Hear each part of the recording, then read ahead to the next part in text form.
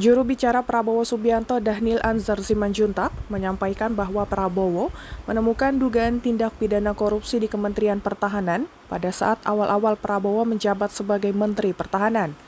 Dhanil menyebut saat Prabowo menjabat sebagai Menteri Pertahanan, terdapat dugaan markup anggaran yang cukup signifikan.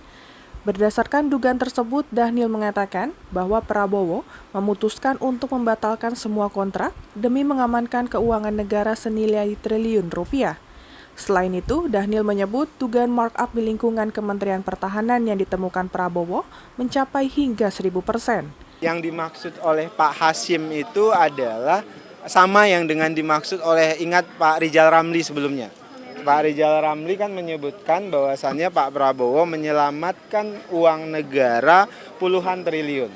Nah, statement yang sama juga disampaikan Pak Hasyim. Apa yang dimaksud itu? Jadi ketika Pak Prabowo pertama kali menjadi Menteri Pertahanan, Pak Prabowo melakukan langkah pertama itu adalah melakukan audit detail terkait dengan kontrak-kontrak di Kementerian Pertahanan. Nah, ketika saat itu maka ditemukanlah banyak dugaan markup yang sangat besar.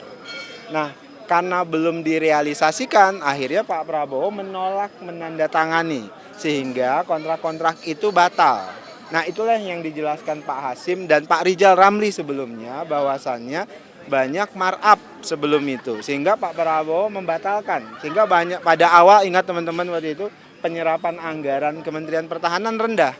Di awal Pak Prabowo menjadi Menhan. Kenapa? Karena banyak kontrak-kontrak yang dibatalkan Pak Prabowo karena ada dugaan markup. Sehingga berhenti dan tidak jadi ditandatangani Pak Prabowo sehingga tidak berjalan kontraknya. Nah, apakah ada langkah hukum? Pertama itu kan langkah preventif, pencegahan.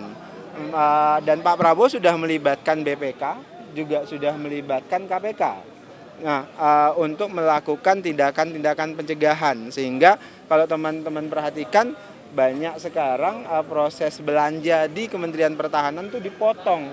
Jadi broker sedemikian rupa itu tidak diberikan ruang sehingga praktek-praktek markup itu sekarang agak sulit dilakukan. Dari Jakarta, Jihan Nabila Dava Rizkiano melaporkan untuk Sinpo TV.